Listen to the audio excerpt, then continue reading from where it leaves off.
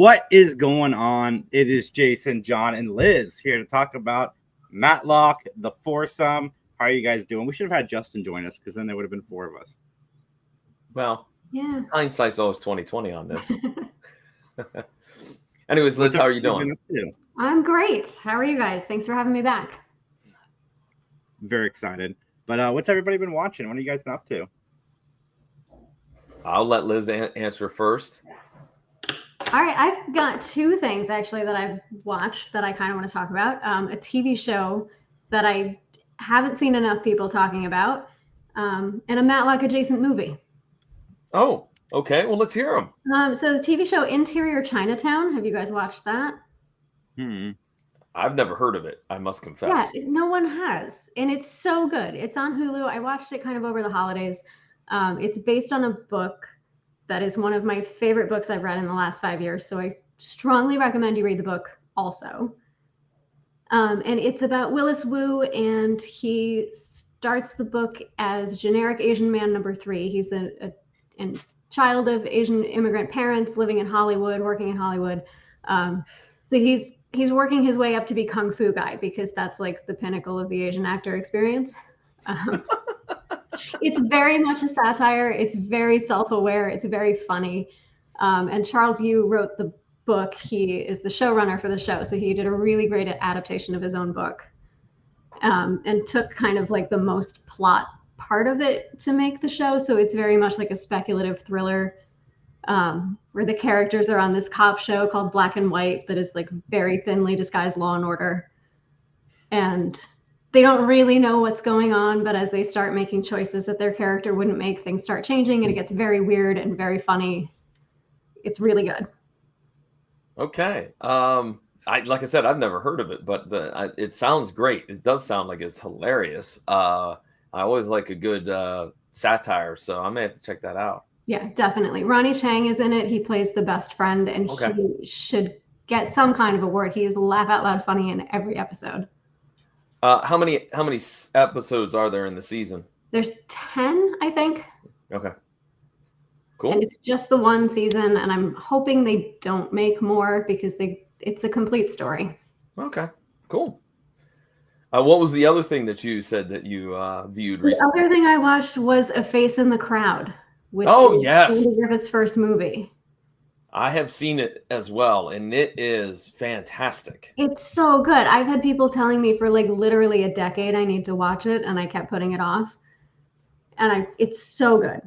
And it's very poignant even to today. It's wildly relevant today. Yes. Yeah. Yes. Because I watched it about 2 or 3 years ago, and I'm like, this is very remarkable that it's pretty much our situation right now. And now even further on down the road politically, we're kind of in that very weird space. So yeah, it's a great flick. Jason, you have not seen it yet, have you?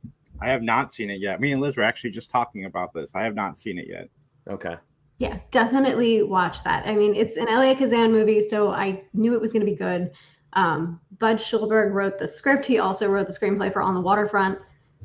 And just the cast is tremendous. Andy Griffith's first movie, Lee Remick's first movie, Patricia Neal's in it, Walter Matthau's in it. Oh, I forgot about Walter Matthau being in it. You're right, yeah. I love Walter Matthau. So good. And I really didn't expect that performance out of Andy Griffith. I just didn't. But it's really good. It's solid, folks. You need to check it out. I think we have a couple of comments from Dan. Daniel's joining us here again. Hey, what's up, buddy? What's going on? Nearing the end of end of Dallas season 13, so I will soon be searching for another show. With WrestleMania nearing, my wrestling DVD collection will be getting a workout. I'm glad you're here, Daniel. Of course, you're watching Homicide on the side as well, and I'm glad you're here because there's going to be a wrestling reference that with all due respect to Liz and Jason, I'm not sure they're going to get it. It's an obscure one, so definitely not. Heading your way soon, Daniel. I'll be dropping that soon. Jason, what have you been watching? Dude, I started a new show with my friend Jamie. Justin was a guest for it. It's called The Big Binge Watch List, where we just talk TV. And every show, Daniel, she's really funny. But she called Friday Night Lights an oldie. So I don't think she's going to watch some of these shows Daniel is watching. But in all fairness, Dallas, man, just seems like a rough watch. But I've been watching everything. I'm trying to get caught up for next week, so I'm as current as humanly possible. So I just finished watching Tracker. I've been watching Jack Reacher. Why does every single one of those shows, the character's name is Jack? Jack Ryan, Jack Reacher, Jack Bauer. Because it's a strong name. I guess so, man. Like I'm serious. I think that's the reason. This dude's badass because Jack Reacher is definitely that. This show is so unrealistic, but it's so fun in every shape of the word, and especially season 3 is definitely the least realistic season of it all, but I'm enjoying every second of everything I'm watching so far. Well, I have one thing that I've watched and one thing that I will be watching because it is Sunday, March 9th, and tonight at 10 o'clock, the 4th season and final season, sadly, of The Righteous Gemstones is airing on HBO Max. I'm a huge fan of Danny McBride. I've really liked all of his series that he's put out. Righteous Gemstones is fantastic. It's wonderful. I'm kind of sad to see that it's ending, but I don't know. I'm the guy that would rather go out strong than just kind of fizzle out. Like, speaking of like Homicide real quickly, I hate to ruin it, Daniel, but season 7, the last season is kind of bleh. They should have ended it at 6. But the thing I'm watching, or I just completed, also an HBO Max property, is The Creature Commandos, which is an animated DC comic / cartoon done by James Gunn.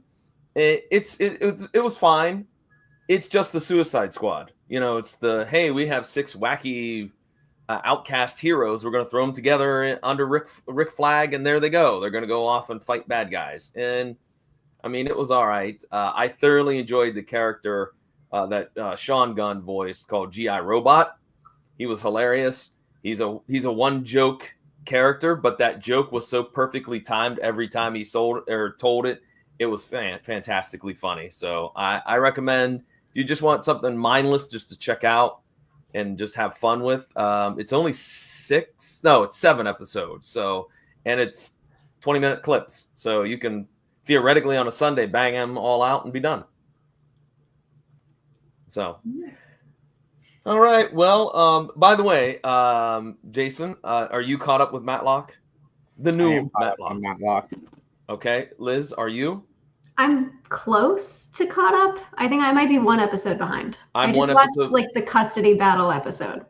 Okay, so you're 2 behind because I'm 2 behind. Yeah, because last night I was with my girlfriend. We wanted to watch it. We were trying to figure out which one we were on, and I'm like, no, the custody battle we watched, it's the next one.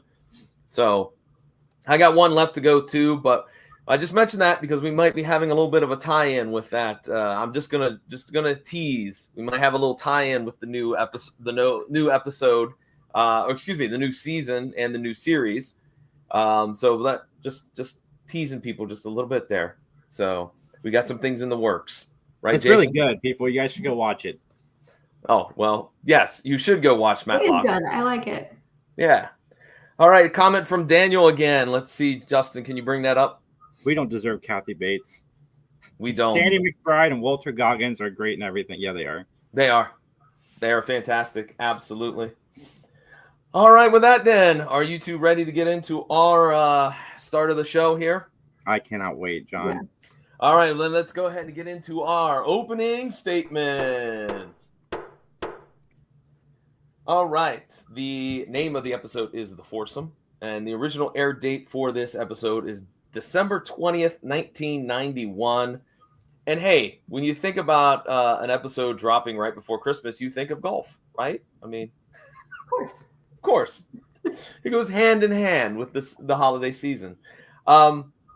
We have about 3 guest stars to highlight and talk about. The first is Daniel Pilon.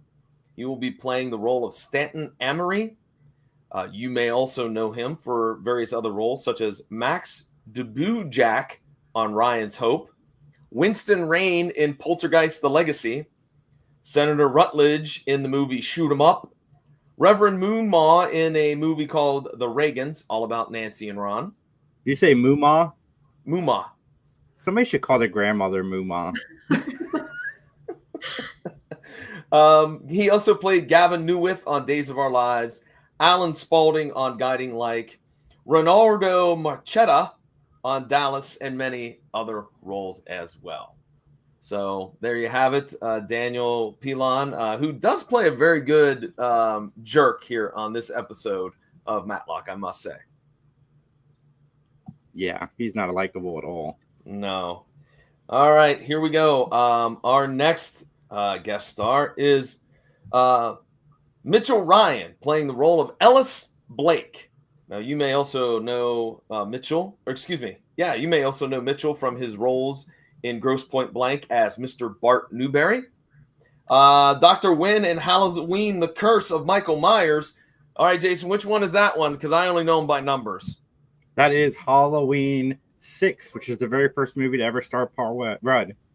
Really? Mm-hmm. Okay. All right. He also Looking plays exactly the same as he does now. Okay.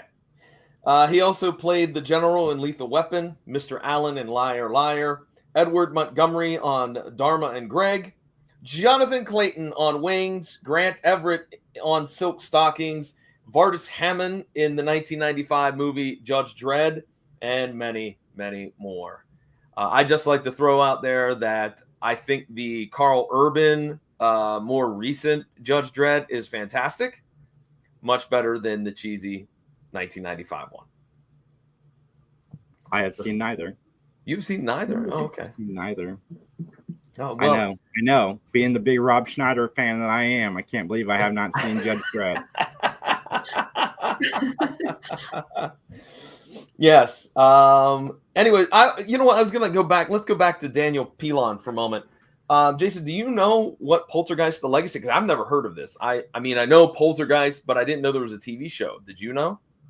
I did know. I've never seen it. Like, I don't know if it ties to the movie at all. I think it's kind of like the Friday the 13th show was. It was more using the name. Okay. But I haven't seen it. All right. Well, and our final guest star is Amy Stalk as Deputy DA Lauren Richmond. You may know her from her role in Summer School as Kim. She played Missy or Mom, depending on the part of the movie that you were watching, in Bill and Ted's Excellent Adventure and Bill and Ted's Bogus Adventure. She also returned as Missy in Bill and Ted Face the Music. Yeah, when she married when she divorced Ted's dad and married Ted's brother. Yes. There you go.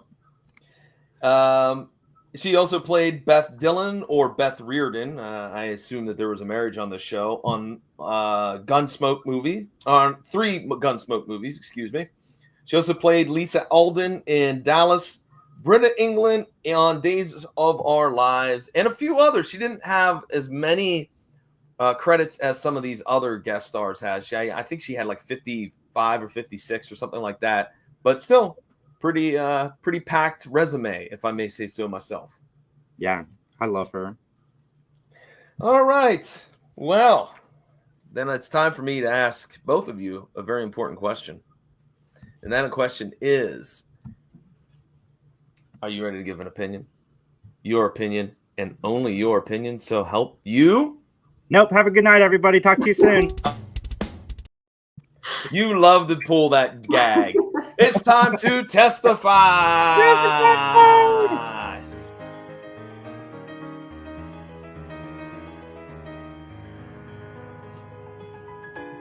This is on my iPod. This is on your iPod, you said? Yeah, 2001 still. It's all right. The plot of this episode is Ben defends a golfer accused of killing a blackmailing caddy. All right. This is probably the weirdest opening scene that we've had in a while. It is a shot of an affidavit. Some other documents. I think they were tax documents. I'm not sure. I'll leave that up to Liz to comment as to what those were, if they were tax documents or not. I was distracted by the paperweight that I thought was going to be a lot more important than it was. Right? Okay. Yeah, and then it was just weird. Like, there was other shadowy stuff in there. It was very, very bizarre. But we cut to a scene of a ritzy house with a man who is Ellis Blake printing out documents, and he hears a door shut. So he runs out into the balcony, I guess you could say, or the second floor stairs, flips on a light, and his daughter's kissing a boy. Well, kissing a man. His adult brother or his adult daughter is kissing a man. First off. Secondly, I thought he was going to be the one to get the axe. Who? The dad. Dad? Yeah, that's how I thought this was going to go, that those two, one of them was going to kill him or be accused of killing him. Well, I said that clearly this is unfortunate for Jeff, who just got blocked by Dad. So yeah. Very unfortunate for him. His adult mother can't choose who she wants to date. That's right. It's like Romeo and Juliet, kind of, if you will. Daniel has a comment. Mitchell Ryan also has a 3-episode run on Dallas as Captain Fogarty, the cop who was investigating Bobby being shot. Wow, 3 Dallas actors in 1 episode. It might be a record. You're right, it might be. And here's my other thing that I mentioned about old Mr. Mitchell Ryan. Why does he look like Pat Patterson? Wrestling joke. There you go. It's out. I don't know who that is. I don't get it. We'll see if Dan knows. Anyways, Mr. Blake and his daughter, of course, argue back and forth, and she reveals, "Oh, well, you know what? You're gonna have to like him because he wants to put a ring on it," and that makes him very angry. And Ellis was like, "You're not seeing Jeff anymore," which I don't know. I don't have kids, but I think this is bad parenting 101. Because the more that you tell somebody you don't want them to do something, especially a younger person, the more likely it's going to be that they want to do something, right? We see it all the time in movies. Like, you're not going out with her. And then they're like, screw you, Dad, I am, because I love Meredith. Mm-hmm. Yep. It's not usually that way. It's usually the other way around. But yes, yes, John. But yeah, I don't know. There didn't seem to be any issues with them being together. Seemed like a nice, fine gentleman. Well, you say that now, but we'll find out maybe he wasn't. Rom-coms written by John coming soon. Well, maybe. Who knows? So we cut to a country club, and there is a foursome of golfers, and those individuals are Blake, Stanton, somebody I believe they refer to as Miles and Tom, and they're all giving each other grief. Like they're it must be nice to be married to a woman who lets you do whatever, blah blah blah blah blah. It must be nice that you can write books about ethics but not have any, etc., etc. And then all of a sudden, Jeff shows up, and Jeff apparently is the caddy. But okay, this is just maybe this is me, and I'll just throw it out there. I didn't really think that he was the caddy. I thought that the other guy, Tom, was the caddy because he wore the caddy apparel, like the pullover thing that you wear when you're caddying. Jeff showed up like he just came from an office meeting, and I'm like, he's not a caddy, is he? But I don't know. Like, maybe I've watched too much PGA in my life. I don't know. Another thing I never do is watch PGA. I have no idea. Okay. Liz? Yeah, I don't know. He seemed kind of overdressed, and he seemed kind of familiar with them to be an employee. But other than that, I don't know. Yeah, I like I said, I just kind of that threw me off. And again, just for the record, I don't watch a lot of PGA, but we did talk about golf on this episode of the PVD cast that's out this week when Justin and George and I talk about sports. And anyways, cheap plug. What can I say? So we cut to Jeff's apartment, and let me tell you right now, that soundtrack was banging. Yeah. Yeah. Some nice 80s hip hop. I loved it. Dude, I'm not being sarcastic. Yeah. You know what it reminded me of? It reminded me kind of Tony. Mm-hmm. That's what it kind of had the vibe to, huh? Rest in peace. One of them passed away this week. Yeah. Who was that? It wasn't Raphael Sadiq. It wasn't him, was it? The main guy. I don't know. Okay. Well, we have a comment from Daniel, who's going to, of course, hopefully have some witty response to, yes, we now need to find a Gerald Briscoe doppelganger now. Yes. Wrestling fans got that joke. Anyways, there's a knock at the door. And so Jeff goes and answers the door. And Jeff lets in the person that was at the door. And all of a sudden, money is shown in a briefcase. And then we cut to a scene where the neighbors are mad because the music's loud. And then we cut back to a revolver being pulled out, a gunshot. The neighbors are still mad about the noise of the noise level. They leave. They go down to the apartment of Jeff's, and lo and behold, what do they find? Dead Jeff. Notice that they didn't roll around in the blood or anything, Jason. So you probably were happy with this. Yeah, man. I mean, that's gonna go on my drinking game that I'm gonna create for this Matlock when I start doing screenings. Once you get Discord, I'm going to throw this out there early. I think that if you took a drink for every time there was an angry, violent outburst, you would have been hammered about 30 minutes into this episode. This is my favorite violent, angry outburst from Ben. Yeah, well, his was great. I like both of them. Can I please tell my my client the rules of the court in a calm way? And then he screams at him, "Shut up and sit down." Well, we also get another one of our favorite Ben type archetypes.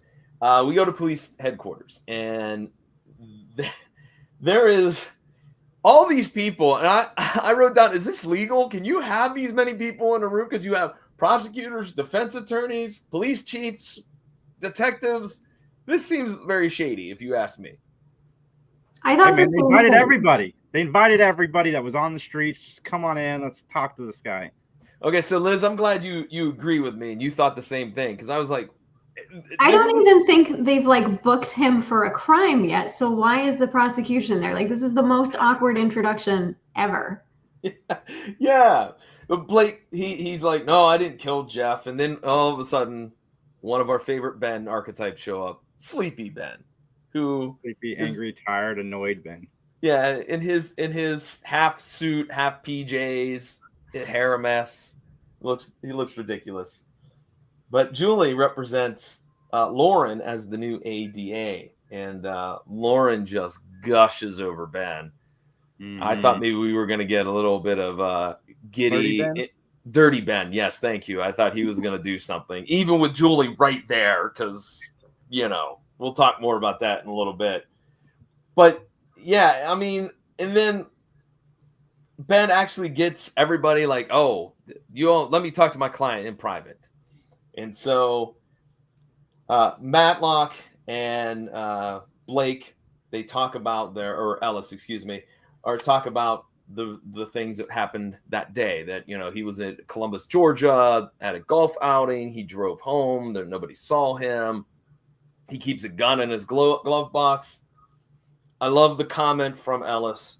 This is America. Of course I own a gun. But it's Atlanta, so we don't lock our doors. Right.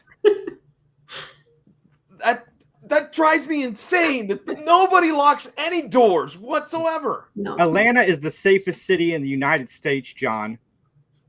No, it's not. They can leave their doors open. That's how safe it is.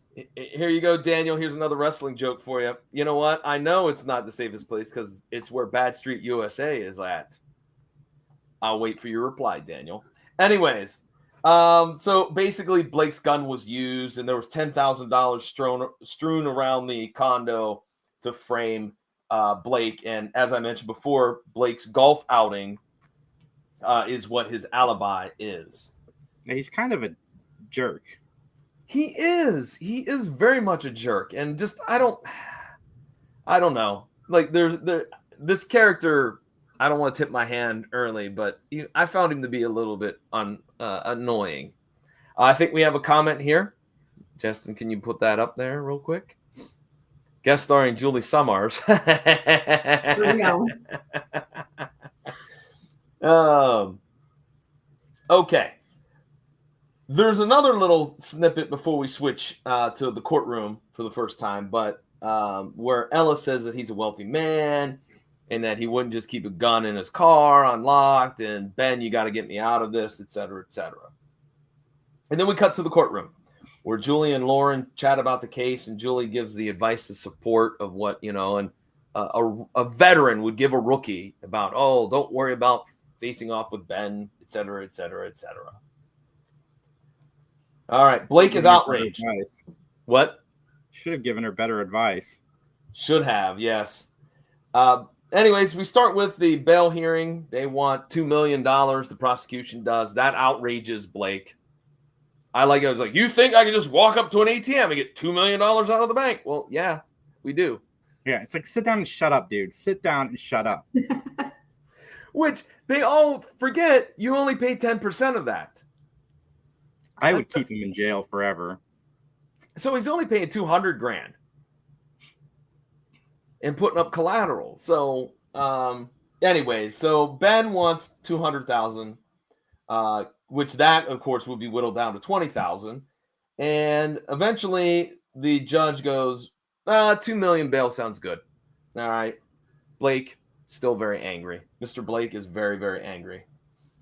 In fact, he's so angry, he gets held in contempt. And I think this is the first time we've ever seen somebody, or at least, no, it's been a while. There has been another one of those contempts, but it's been a while. Yeah, Ben's been held in contempt, right? Yes. Yeah. Daniel, I eagerly anticipate your retort.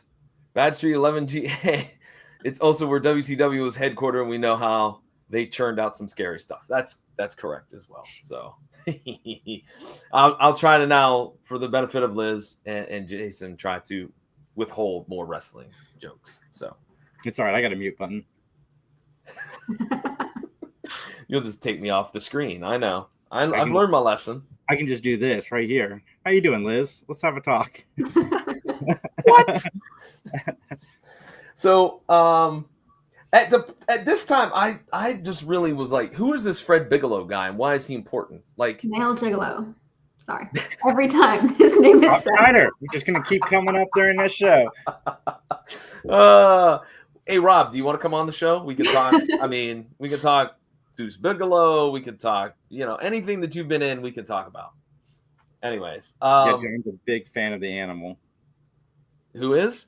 You are. I've never seen The Animal. Rob Schneider's The Animal. You haven't seen that? Have you seen? No, I know of it, but I've never seen it. In fact, I'm hard pressed. What have I seen with Rob Schneider in it?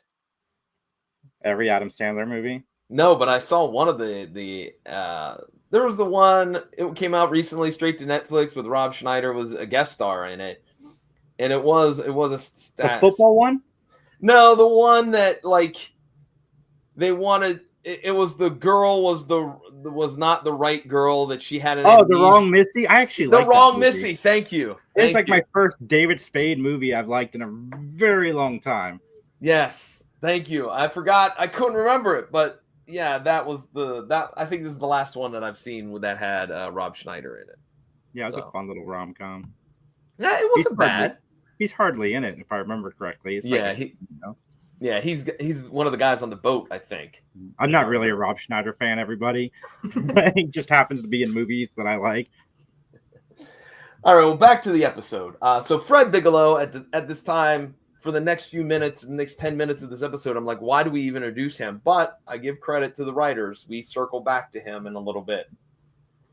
Well, Lauren's at the crime scene, and Conrad shows up, and I swear that I thought he was going to hit on her, because the way he's like, "Hey, Bob, is that the new ADA? Is it? Yeah, she's tough." Now Conrad is a single man, and they would be of almost the same age, within a few years of one another, I'm sure. She is definitely way younger than Conrad is. Well, yeah, I'm going to say Conrad's probably in his mid-30s on the show. I'd say so. Right. And she just got out of the thing, so she'd be what, mid-20s? Yeah, like 26, 27. Yeah. Yeah. So, I mean, he's within the ballpark. Mm-hmm. It's not Ben in the one episode where he kept talking about the girls in the bikinis. That was way big. Leave Ben alone, because him and Julie obviously have an open relationship. It's the only way to explain this season of the show. Justin, that needs to be a short. All right, we need this to be a short that everybody sees and hears. So, I mean, that is the only logical progressive show. 6. What'd you say, Jason? So that's the only logical explanation for season 6. Yeah, it's got to be. Anyways, a ball marker was found from the golf tournament, and basically for those folks that are watching or listening, it's a little thing that you put down on the grass if the golf balls are very relatively close together. so that you don't mess up the other person's shot. And so Blake continues to deny that he had anything to do with this murder. He is vehemently, no, I didn't do it. So then we go to a interview, if you will, between Ben and Tom. And basically, Ben's like, hey, there's a lot of money coming and going out of your account. Like, 20 grand here and then 20 grand shows up somewhere else. And he's trying to piece together that there's something going on with Tom. I love the golf edits, by the way, that you clearly know no one touched that ball, that they had a golf pro out there swinging and hitting. That the jump cuts were hilarious. I loved them. I thought they were great. So basically, it's revealed that Jeff is actually blackmailing Tom because Tom had some business partners and he may or may not have cooked the books for the restaurant. And apparently he did. And so Jeff has proof and he would willingly give it to them. The fact that this episode was called Foursome and it's about golf and they didn't spell it Fore is very disappointing. Good point. Yes. Very good point. Absolutely. I'm going to lose a whole point in my rating just for that. Then Ben interviews Miles. Miles loves his grandmother. Maybe this is where Moo could have come in handy. Could fit it in right there. But Jeff loves his grandmother. And I was like, why is Ben giving him golf tips? I'm like, no. Obviously, it turned out to be a giant ruse, which got me hook, line, and sinker. So I gotta give credit to the writing team. Good one. But anyways, we find out that Jeff had taped a conversation with Miles about taking care, as I'm using air quotes, of grandma, i.e. bumping her off because she's old and she's got a lot of health issues.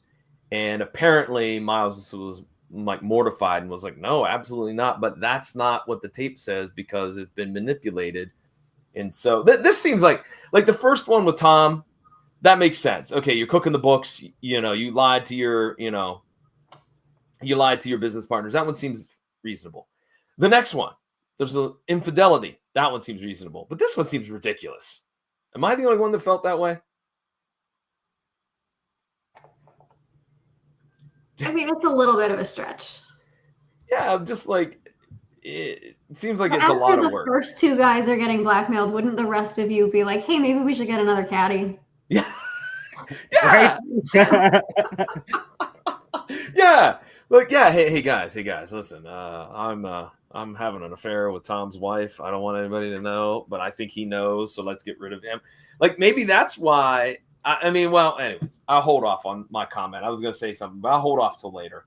So basically, none of the golf tips that Ben gave Miles works. And he's like, what do you suggest? And he's like, I don't know anything about golf. Ooh, nice, Ben. Nice.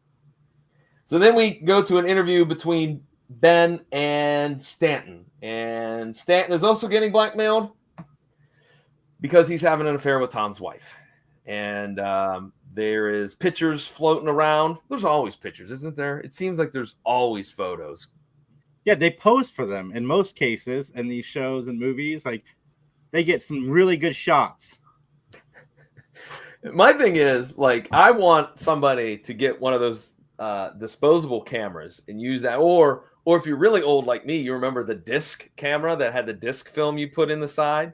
Oh, those were high technology back in the day. Sorry, Mooma, I don't remember those. All right, let's hear from Daniel. He's got a couple of comments here. Justin, if you can pull those up, please. Bam Bam's cousin, Deuce. Nice. All right. Mattalk is turning into Howard Stern real quick. I'm not sure how to take that comment, to be honest with you. Anyways, the number one show about Matlock, John. There you go. I'm going to take it. There we go. We'll take it for sure. So Stanton has an alibi. He's like, I could not have killed Jeff because I was having some fun time, if you know what I'm saying, with Carol, which is Tom's wife. So we go to the courtroom, Ben and Julie chat about working against each other. Actually, sorry, that's not at the courtroom. That's at the office. And they're like, oh, I was so nervous the first time I had to work against you, Ben. And, oh, you did great, blah, blah, blah.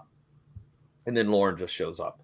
And again, she's like, oh, shucks, I can't believe I'm up against Matlock. And you need those files. I forget what the files were. I think they were witness lists or whatnot. Here they are. No, she would have gone on a date with Ben if he had just asked. What? How do She you would figure have. that? Huh? How do you figure that? The prosecutor? Yeah. Oh my God, she would have in a heartbeat. She was obsessed with him. So much so she does what she does at the end. I don't know. Liz, do you have an opinion on this? I don't know about that. He I could don't have gotten a think date. I mean, a Even if it was masterpiece just is a her lot of using him work. to pick his mind. Well, it's revealed that there's a new witness, Rob Barton, who saw Blake coming out of Jeff's place. And basically, when this is mentioned to Ellis does what? He gets angry again. Take a drink, folks. And he said, look, man, I went there. I didn't tell you that, but I went there. And I was so mad that I would have done some bad things. But by the time I got to the front door, I turned around and left. So, yeah, I was there. I was at the premises. So Bob Brooks is on the stand. He gives some information about the gun and the bullets and the ball marker and whatnot. And then I have wrote down the 3 words I never thought that I would while doing this podcast. Lauren Matlock's Matlock. Her way she manipulated the judge about this new witness that she has was fantastic. I enjoyed it. Yes. I wrote down something similar, actually, because I want to shout out the costume department in this episode. In this whole trial sequence, she is dressed in white and gray to mirror him, and I thought that was a really nice touch. Again, could have gotten a date. They would have been matched. Stop it! Stop it! Anyways, great catch, Liz, because you know what? You're right, and it went right over my head. I didn't even notice that. I missed it too, and I watched it more than once.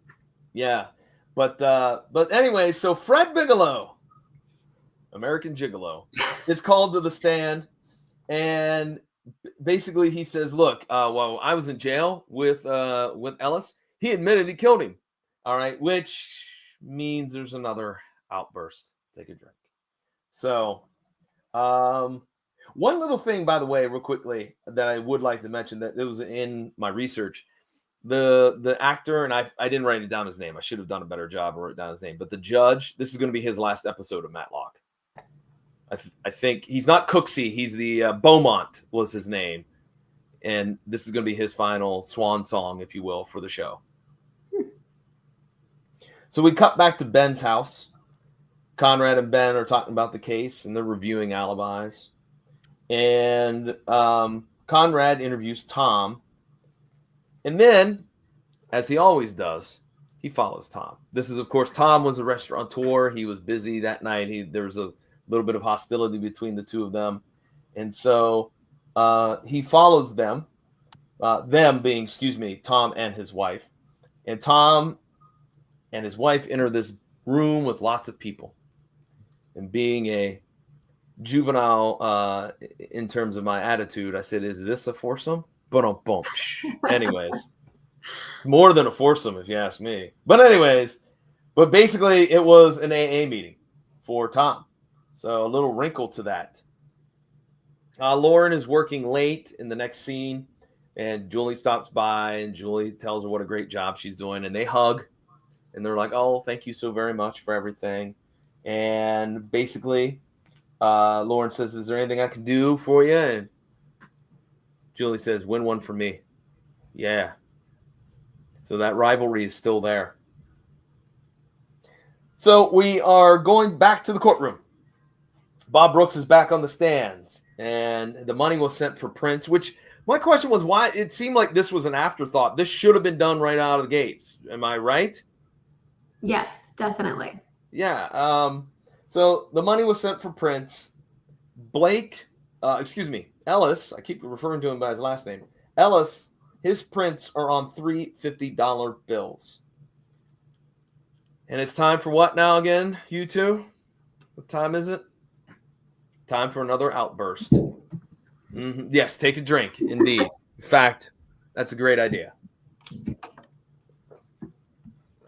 Anyways, so then Ben, he manages to get a little privacy so he can talk to Ellis about, hey, look, things aren't going well. Why don't we pitch a plea deal? No. Well, look, I don't know what else I could do. I want to go on the stand. No, you don't. You don't want to go on the stand. I want to go on the stand. You're my lawyer. You do as I say. And we cut to the You're not next... nice enough to go on the stand. Yeah, I mean, it just is. I think with all the outbursts, he's shot himself in the foot that he couldn't be a good witness for himself. So Blake is on the stand. That's our next scene. Blake recaps the night of the murder. He was like, I went to Columbus. I played in golf. I came home, et cetera, et cetera. And then Lauren cross-examines Ellis and said, well, you lied about your alibi. All right, because you were over at Jeff's house. You lied about that. And by the way, you have 3 ball markers in your pocket. They were found when you checked into jail, when you went for contempt. And then Blake still denies. He's like, I didn't do anything. I did not do anything. I'm innocent. But unfortunately, the jury says otherwise. Guilty. And Ben is shell-shocked. And I think this is the best scene and a great way to merge into the commercial break. Fantastic. I really like this scene. And for just a quick second, I want to just commend our producer, Justin, who just sent this over to me. And this is just fantastic. The episode is called The Foursome. And now we have this lovely photo that Justin sent us. I just... No words. I have nothing to say on this. Oh, man. Okay. Let's move on, shall we? Well, we're going to have a congratulations party for Lauren, right? And it's going to be a surprise. And somebody named Peter shows up. And he's like, hey, is Lauren around? No. Do you need to see her? She's not here yet. And, of course, Peter's like, nah, you know what? We just shared a drink last week in Columbus, and I thought I'd stop by and hang out with her. When this happened, I thought she's the one who did it. I didn't know how, but I thought the prosecutor was involved. Well, I'll hold off on my thoughts until we go to closing statements. So Julie immediately calls Ben and said, hey, you want to take a ride to Columbus, Georgia? And so we go back to the courtroom where this is apparently an appeal hearing. It happens really fast in real life, everybody. It is a turnaround event. It takes like years to get an appeal. Yeah, of course. So prosecutor malpractice or malfeasance, whatever they are wrongdoing, is what they're trying to figure out.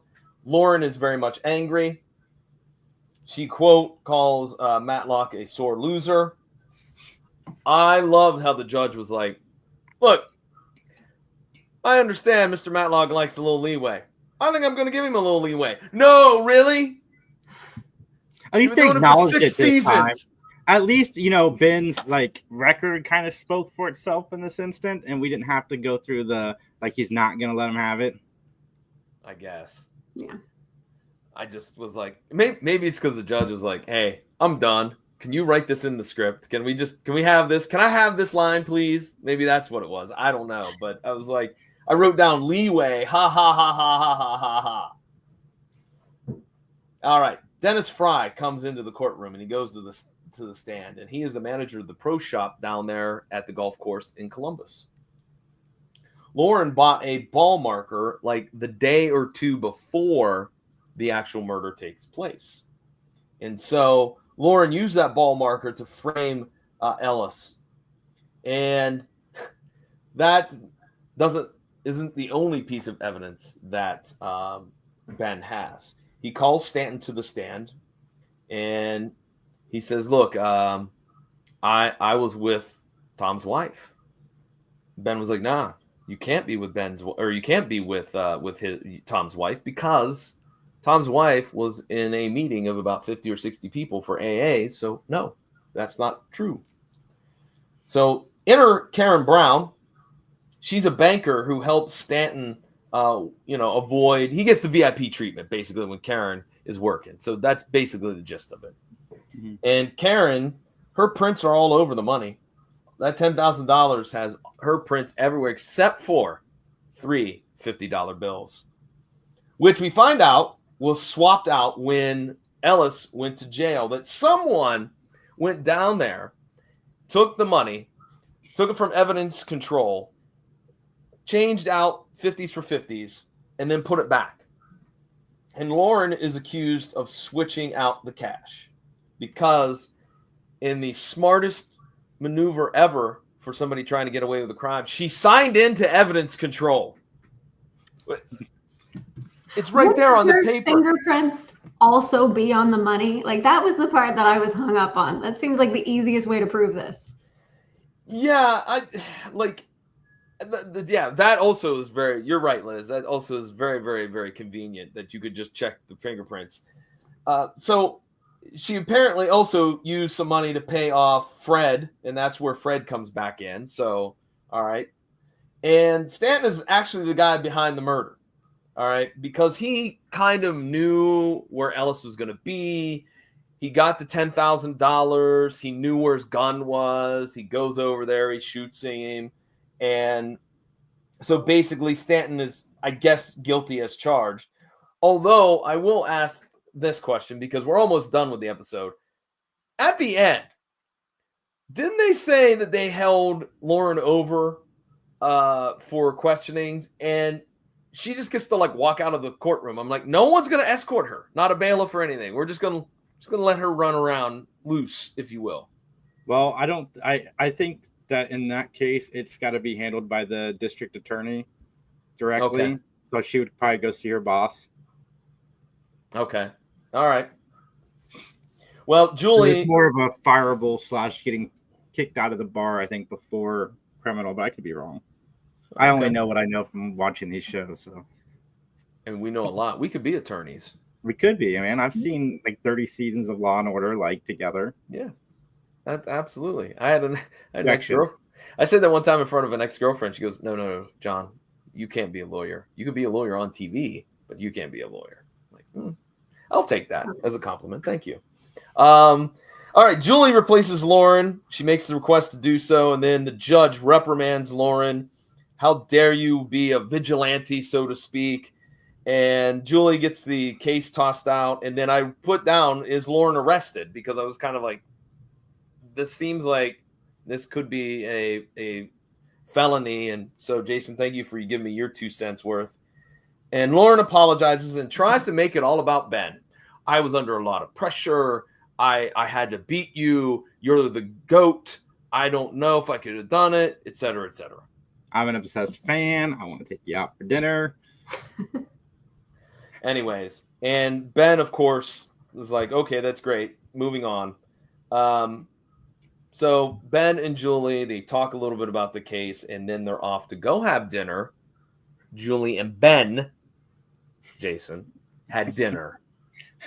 I didn't say that he was going to. I just said he could. I'm going to say that he owes her dinner because he ends this with saying if you take me out to dinner. No, she figured this out and handed it to you. He owes her dinner. Good point. Very good point. Yeah, absolutely. They actually also owe that kid Peter some money too. They they could get him a hamburger or something. Anyways. All right. I think Justin says we have another comment here from Daniel, so let's throw that up there. Let's see what we got. The guy playing the judge in the trial, Jason Ringren, actually voiced Boba Fett in the pre-special edition version of Empire Strikes Back. Oh, well, thank you for that. Wow. Okay. I had no idea. I had no idea either. I just assumed that dude just did procedural things where he was a judge or a lawyer or a doctor or something like that. But yeah, so. All right. Is there anything else you two want to talk about before we get to our closing statements? I don't.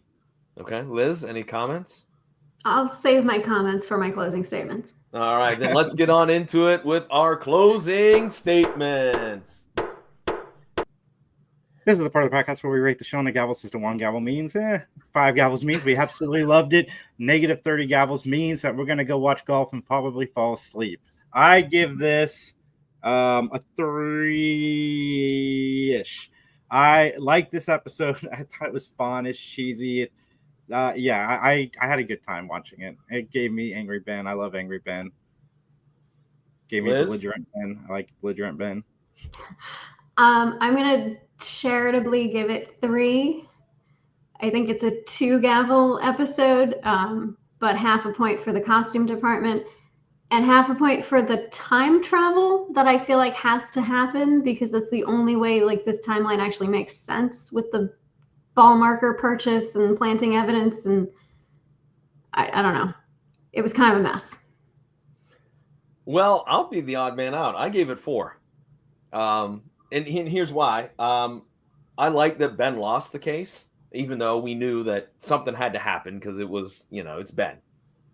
I actually thought that Lauren being the part of this villainous plan was really good. In fact, I actually thought the daughter did it.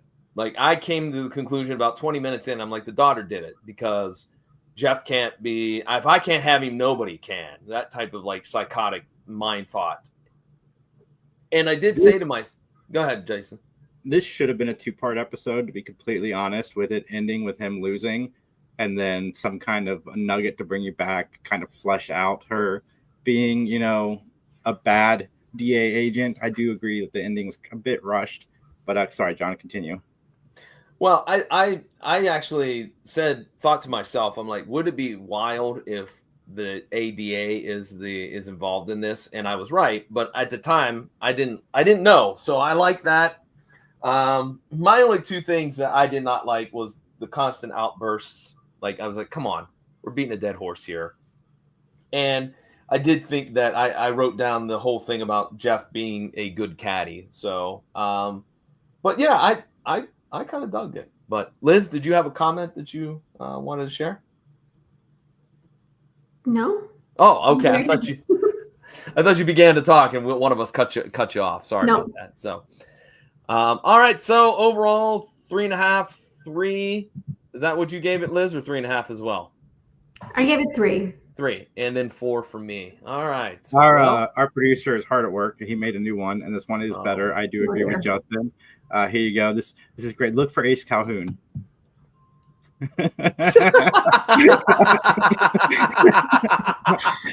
That one is better. That one is very, very, very, very done very well. I think Daniel had a comment too, real quick. Can we 4 out of 5 for me. I didn't expect Ben to lose, honestly, which was very neat. Yeah, I felt the same way. I felt that there was a lot of obstacles in the way for Ben. So I would like to see Ben lose just to lose. We've seen him lose, but he's kind of like thrown the case a couple times, which is highly illegal. But we've never seen him like just lose. Yeah, I think an outright loss would be good, with no redemption, no appeal, no nothing like that. And I think he only ever loses to Julie. Maybe I'm wrong, but the ones I can think of where he's lost are hers. I think you're right on that. I'm trying to think, because there's the one prosecutor, the guy, and I can't remember his name now. But he's the youngerish guy with the black hair, the slick back Pat Riley like hair, and he always trounces him.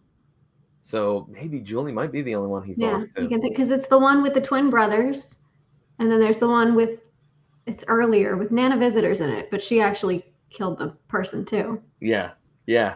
So, all right, well, let's talk about our other projects. Liz, talk a little bit about Dark Sea Yarn, if you will. We've got all kinds of fun stuff coming up. Nothing I can really talk about yet, but new colors coming soon, new pattern coming soon. You can sign up for my newsletter on my website, darkseayarn.com. And I'll be announcing stuff soon. there are secrets in the yarn business? Kind of. I arbitrarily pick local yarn shop day, which is at the end of April, to like launch the collection for the year. So Okay, That's fun. that's cool. All right, and also you can find you on social media at Dark Sea Yarn as well, as it's scrolling right now. So, And it'll probably be there for the next 3 months because I don't take things off. well, free press. anyways, Thank you. we would expect nothing less, Jason. Yeah, nothing else. All Guys, right, Freaky Podcast, we're live every Saturday at 7 p.m. Next week, we will be in Indiana doing our thing in front of a live crowd, which is always a lot of fun. You can check me and Jamie out next Sunday at 7 p.m. in the Mattalk time slot, talking all TV, not just Matlock. But yeah, lots of things coming out. We've got interviews hitting every Wednesday. Some fun ones coming up that I'm super excited for people to check out. And yeah, I think that's about it. All right, for me, the PVD Cast is my other podcasting project, available at pvdcast.com or wherever you find great podcasts. Right now, as I mentioned earlier in the show, George G3, who is one of the men behind the Dueling Aces podcast, and then, of course, Justin. We sat down and did our most memorable sports events that we actually saw, that we actually witnessed. So it's pretty interesting. We do the top 3. There's some cool stuff that popped up there as memories for George and Justin. So check it out over at pvdcast.com. All right. Let's get out of here. All right. With that, then, ladies and gentlemen, thanks, Liz, for jumping on. We appreciate it. Always a pleasure to have you, and we can't wait to have you back again. Thanks for having me. You're welcome. And with that, ladies and gentlemen, as they say in court, Nothing further.